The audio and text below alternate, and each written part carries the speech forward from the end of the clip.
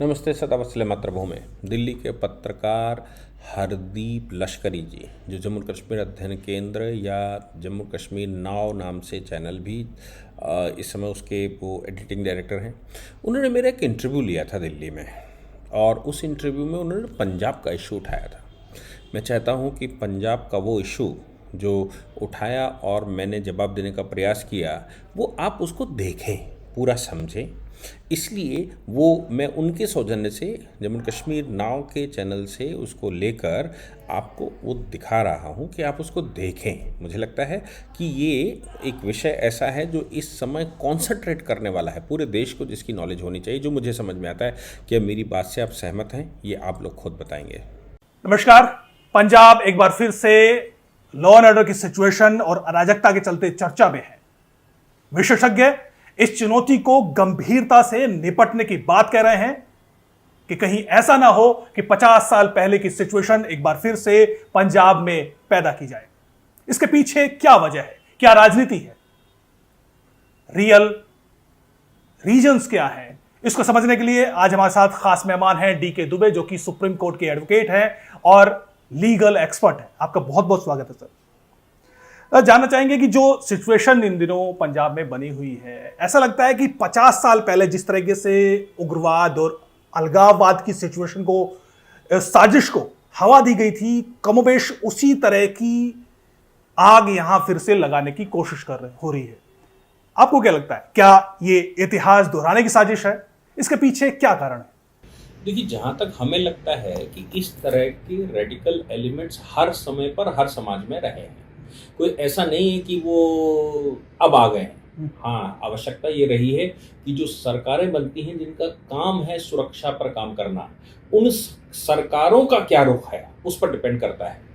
Issue बहुत सारे हैं वहाँ पर। अगर वो समाज जो समाज ऐसा कर रहा है, थोड़े मुट्ठी भर लोग होंगे, लेकिन उनको अगर रियल इशू पता लगे कि पंजाब के रियल इशू क्या है और कहाँ वो किस गर्त में जा रहे हैं, तो मुझे लगता है ये कुछ नहीं होगा। कुछ एक्टिविस्ट टाइप के लोग रहते हैं जिनकी बाहर से फंडिंग होती है, उस फंडिंग के परिणाम स्वरूप उनको रोजगार मिलता है, और रोजगार मिलता है तो अपने आका की बात मानकर वो वैसा करते हैं।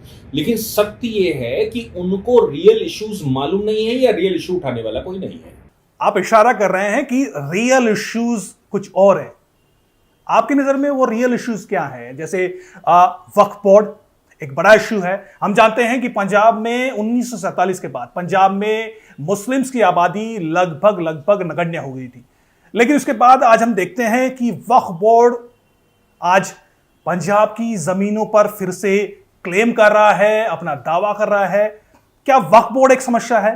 एग्जैक्टली पंजाब का आज सबसे बड़ा इशू अगर कोई है तो वो है पंजाब की 30 से 40% प्रॉपर्टी वक्फ के नाम है।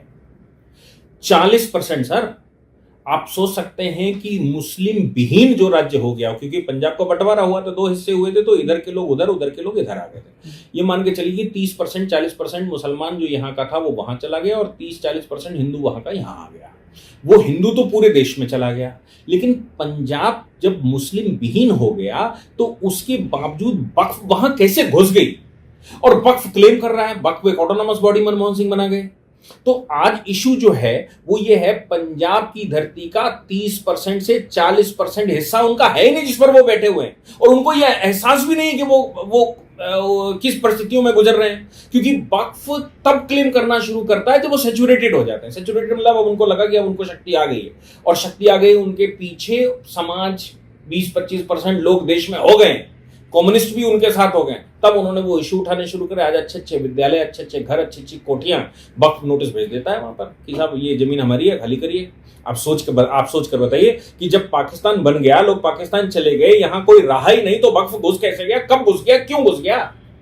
ये सबसे बड़ा इशू आज की तारीख में पंजाब के लोगों का है, और पंजाब के लोगों को ये बात समझ नहीं आ रही कि उनके सामने एक इशू है कि वक्फ उनकी जमीन 40% ले जाएगा। वो जो आबादी उनकी है, उस आबादी का इतना बड़ा भूभाग उनके पास से चला जाएगा या क्लेम हो जाएगा, और वहां मुसलमान बैठ जाएगा, तो पाकिस्तान निर्माण का उद्देश्य या मुसलमान विहीन जो बनाया गया है पंजाब को, या बन गया था, उसका उद्देश्य विफल हो गया भाई। और फिर वही घुसाएंगे, फिर 30-40% वो बैठ जाएंगे, तो फिर आप क्या करोगे? तो उनसे लड़ोगे या ये खालिस्तान लड़ोगे? तो जो रियल इशू है ना, वो लोगों को ना पता होने की वजह से ये ज्यादा हो रहा है। और सरकार की अक्षमता, लोगों की निष्क्रियता, लोगों की निष्क्रियता के साथ साथ सक्रिय ना होना, ये मेन इशू है पंजाब के आज की तारीख में। और अगर इनको एड्रेस ना किया गया तो एक तरफ तो ये आतंकवाद हो सकता है कि इसलिए फैलाया जा रहा हो, और पाकिस्तान हम सब जान रहे हैं कि वो एक खालिस्तानी मूवमेंट का वो वहां रहता है गोपाल। ये संभव है कि ये जो इशू वहां पर उठ रहे हैं, उन इश्यूज को दबाने के लिए ये इशू उठाया जा रहा है, तो ताकि पूरी मीडिया, पूरा सिस्टम, पूरा देश कहां लग जाए, जाके पूरा देश लग जाएगा खालिस्तान पर, और वक्फ अपने आप फले फूलेगी। और वक्फ जिस दिन उनकी आबादी ठीक हो जाएगी, उस दिन वो कहेंगे भैया तुम कौन, खाली करो। और मजे की बात यह है कि पाकिस्तान अगर सशक्त हो गया किसी तरह से, अभी तो मोदी जी हैं तब तक ठीक समझ में आ रहा है, पाकिस्तान सशक्त हो गया तो उसने जम्मू कश्मीर पर हमला किस आधार पर किया था? जम्मू कश्मीर पर हमला तो उसने सिर्फ इस आधार पर किया था कि हमारी आबादी है वहां पर। तो पंजाब में अगर ये आबादी बढ़ गई और उधर से लोग जो खालिस्तान वाले हैं, जो खालिस्तान बनाने की कोशिश कर रहे हैं, वो लोग क्या उस टेरिटरी को ले पाएंगे कभी, या वो इस तरह का उठा पाएंगे इशू?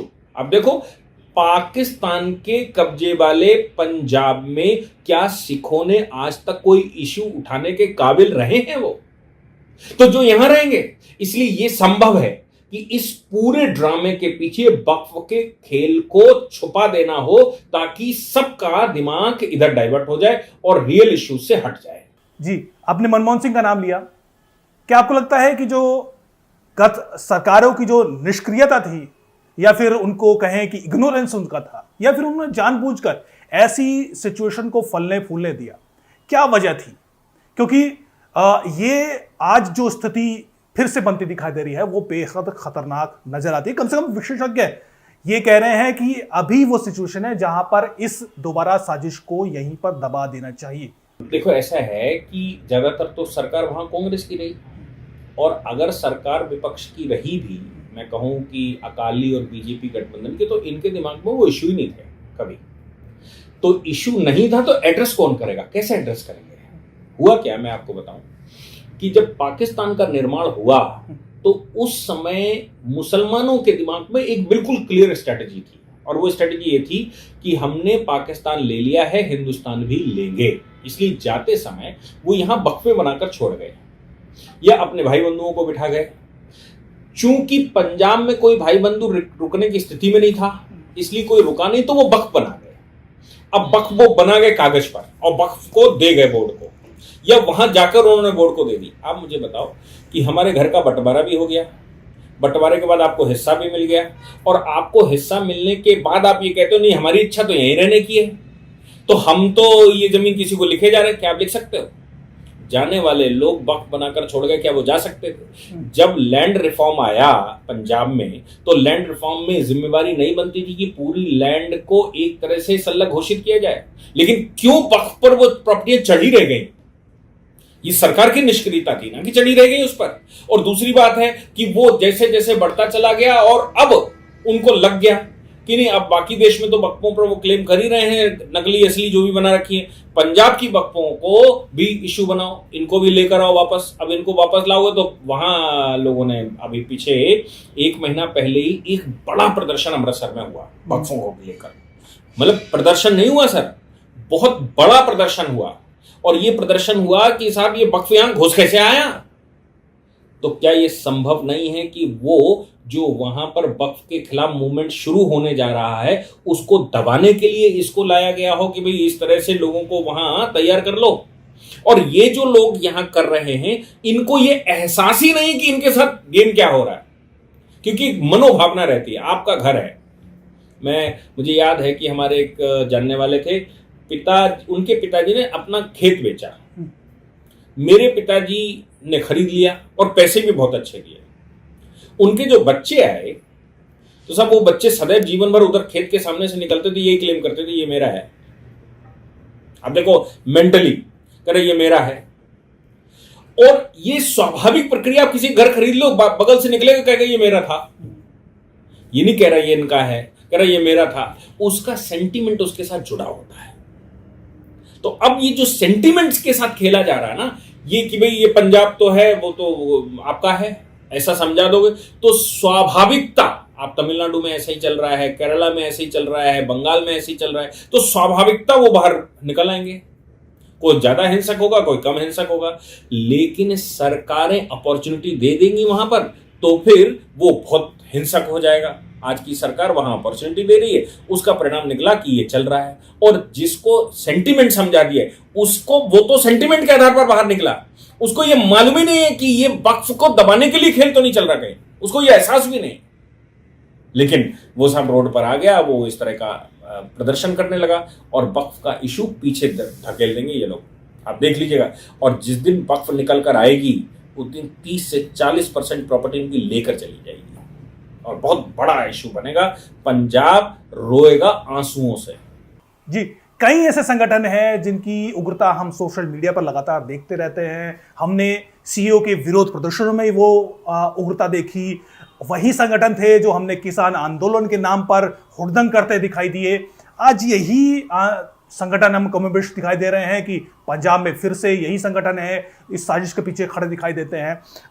तो ऐसी सिचुएशन में जब सरकार को पता है उसको जीरो डाउन किया जा सकता है, सरकार अपने स्तर पर क्या कर सकती है और जो सामाजिक संगठन है उनकी भूमिका भी महत्वपूर्ण हो सकती है समाज में एक सकारात्मक बदलाव के लिए। क्या किया जा सकता है सिचुएशन में?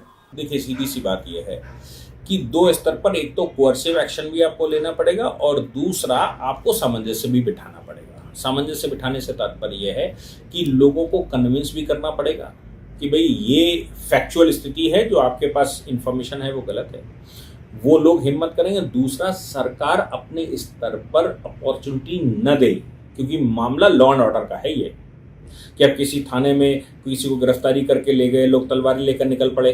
तलवारें तो हर हाथ में हैं और पूरे देश में कहीं भी हो सकता है, किसी हाथ में तलवार है तो किसी हाथ में बम है, किसी हाथ में पत्थर था अभी सीए के दौरान। कैसे डील करेंगे? उत्तर प्रदेश में, पूरे देश में सीए के आंदोलन में पत्थर चला, उत्तर प्रदेश में चला कर देख लेते। उत्तर प्रदेश में जो मुखिया बैठा हुआ था उसने कहा चला कर देख लो, नहीं अगर तुम्हें विश्वास होता है तो चला कर देख लेते, एक बार मस्जिदों में इकट्ठे होकर देख लेते, नमाजें पढ़कर देख लेते, कहीं प्रदर्शन करके देख लेते उत्तर प्रदेश में। काहे की प्रॉब्लम है ये फिर, जबकि उत्तर प्रदेश इस समय 20% आबादी मुसलमान की है और उत्तर प्रदेश ने ही पाकिस्तान बनाया था किसी समय पर। लेकिन क्या है, जब सरकार बैठी है ना सशक्त, तो फिर ये कुछ नहीं हो सकता। और आप अगर लालच में पड़ गए कि हमें फ्री बिजली मिल जाए, फ्री पानी मिल जाए, फ्री का फलाना मिल जाए, फ्री का ठिकाना मिल जाए, तो आपका एक वोट आपको 5 साल तरसाएगा। और अगर 5 साल में वो शक्तियां डेवलप हो गई तो ये आपको 50 साल तक दुख दे रहा है। तो मुझे लगता है कि वहां जो सरकार बन गई है, वो सरकार, चूंकि ऐसा लोगों का कहना है कि खालिस्तान के प्रो खालिस्तान है, इसलिए अपॉर्चुनिटी लोगों को मिल गई है, लोग निकल आए। वो तो हमेशा से थे और हर युग में, हर समय पर ऐसे लोग रहते हैं। लेकिन वक्फ बोर्ड तो खाली पंजाब में तो नहीं है, वक्फ बोर्ड तो देश भर में है। हालांकि देश भर में कई अलग अलग राज्यों में कुछ इसी तरह की कहानियां, इसी तरह के उदाहरण हम सामने दिखाई दे रहे हैं कि वक्फ बोर्ड ऐसी प्रॉपर्टीज को क्लेम कर रहा है जहां पर बरसों से लोग रह रहे हैं। कहीं हमने इसी तरह की धार्मिक स्थल भी देखे जिन पर भी वक्फ बोर्ड अब उसको अपनी प्रॉपर्टी क्लेम कर रहा है। ये जो सिचुएशन है वो तो देश भर की भी समस्या हो सकती है, ये पंजाब की समस्या अकेले की तो नहीं है। मैं तो ये कह रहा हूं सिर्फ कि अगर जम्मू एंड कश्मीर में समस्या थी तो देश की बाकी सब समस्याएं छोटी दिखने लगती हैं, पूरा कंसंट्रेशन जम्मू एंड कश्मीर की तरफ चला जाता है। तो देश में जो वक्फ की समस्या है, जिसका विक्टिम सबसे बड़ा पंजाब है, पंजाब में ही ये सब शुरू हो गया है और पूरे देश का दिमाग भटक कर पंजाब चला जाएगा। तो वक्फ पूरे देश में अपना खेल आसानी से खेल सकेगी। और अगर एक कम्युनिटी को लोग कन्विंस भी कर ले गए और आपने वक्फ पर कोई एक्शन लिया, तो पंजाब पहले से डिस्टर्ब होगा और बाकी देश भी डिस्टर्ब कर देंगे ये लोग। तो ये तो एक बड़ी साजिश का हिस्सा है। इसलिए केवल उसको पंजाब की दृष्टि से मत देखिए, वक्फ को पूरे देश की दृष्टि से देखिए। सबसे बड़ा विक्टिम पंजाब और हरियाणा है इसका। कागज आपको सही करने पड़ेंगे और कागज अगर सही ना किए, आबादी बढ़ी और बढ़ रही है, तो ये आपको संकट देगा, ये आपको समस्या देगा। फिर कहेंगे इस्लाम खतरे में, फिर कहेंगे अल्लाह की प्रॉपर्टी ले ली, फिर कहेंगे कि ये प्रॉपर्टी हमारी थी, ये कहेंगे साहब बाकी तो सब ठीक है, आपने तो वक्फ की भी प्रॉपर्टी ले ली। ये सिर्फ एक इस वजह से क्योंकि आपने पेपर्स का शुद्धिकरण नहीं किया। पेपर सही करना काम है सरकार का। अभी कोई भी सरकार देश की है, वो पेपर सही कर ले, कानूनी प्रोसीजर बना ले तो समस्या सॉल्व होगी। जम्मू कश्मीर में कुछ हुआ नहीं है, केवल कानून सही हुआ है और उस कानून सही होने का परिणाम आपको वहां दिख रहा है। केवल एक आर्टिकल तो आपने हटाया है, लेकिन परिणाम आप वहां पर देख लीजिए। तो ये जो कानून है और जो कागज तैयार करते हैं, इनकी शुद्धिकरण आपको करनी पड़ेगी और सरकारों का यही काम है। और सरकारें अगर ये नहीं करती हैं तो फिर क्या सरकार इसलिए बैठी है कि वो बड़ी बड़ी गाड़ियों पर घूमे? सरकार इसलिए बैठी है कि वो फोटोएं खिंचवाए? सरकार के पास मुख्य काम क्या है? किसी भी सरकार के पास मुख्य काम है इंटरनल सिक्योरिटी, एक्सटर्नल सिक्योरिटी और इंफ्रास्ट्रक्चर। कोई भी सरकार पूर्ण रूप से सबको खिला नहीं सकती। ये तो मोदी जी का जिक्र है कि वो खिला रहे हैं, लेकिन हर बार उनको एक बार में घोषणा नहीं कर सकते कि हम करेंगे। वो धीरे धीरे हिम्मत कर पा रहे हैं कि हम क्या करें। तो क्या है, सिक्योरिटी का इशू कौन सॉल्व करेगा? वो तो सरकार करेगी ना। और सिक्योरिटी में क्या ये रॉन्ग पेपर्स नहीं आते? सिक्योरिटी में क्या ये जो इश्यूज हैं कानून के वो नहीं आते क्या? ये आपका यही काम है। आप गाड़ियों पर घूम रहे हैं, रोटी वो आप चावल बांट रहे हो, आप कुछ और बांट रहे हो, बांटिए, किसी ने मना नहीं किया, लेकिन जो मुख्य काम है वो तो करिए। आप देखिए उत्तर प्रदेश में क्या हो रहा है, मदरसों का सर्वे हो रहा है। उत्तर प्रदेश में क्या हो रहा है, वक्फों का सर्वे हो रहा है। करवाइए ना, ये काम है ना आपके, करवाइए। लेकिन कौन करवाएगा, क्यों करवाएगा, कैसे करवाएगा? क्योंकि उससे लाभ नहीं होता ना। जितना डिस्प्यूट बढ़ता है उतना लाभ पॉलिटिकल पार्टी को होता है, तो बढ़ा रहे हैं, बढ़ रहा है। हम आशा करते हैं कि सरकार की नज़र कम से कम इन सब विषयों पर होगी और सरकार कठोरता से किसी भी देश विरोधी साजिश को कठोरता से निपटेगी, उसका मुकाबला करेगी। बहरहाल आपका बहुत बहुत धन्यवाद सर, आपने बड़ी बारीकी से पंजाब की सिचुएशन को एक्सप्लेन किया हमारे दर्शकों के लिए। बहुत बहुत धन्यवाद सर, नमस्कार। अगर आपको लगता है कि इन बातों में जो मैंने कहने की कोशिश की है उनमें कुछ आपको नया लगता है, तो मुझे लगता है कि कमेंट बॉक्स में आप ज़रूर लिख कर भेजेंगे। ये बहुत सेंसिटिव इशू है, हम सबको उठाना चाहिए और मैं एटलीस्ट उस पर अपनी राय रख सकूं। तो आपके पास जो भी फैक्ट आपको मिलते हैं या जो भी जानकारियाँ आपको मिलती हैं, वो मुझे लगता है कि आप अगर नीचे लिखेंगे तो मैं देश को बता पाऊँगा और देश में एक अलग सा माहौल, ये जो नया खालिस्तानी मूवमेंट चल रहा है उसके खिलाफ तैयार होगा। जय हिंद, जय भारत, वंदे मातरम।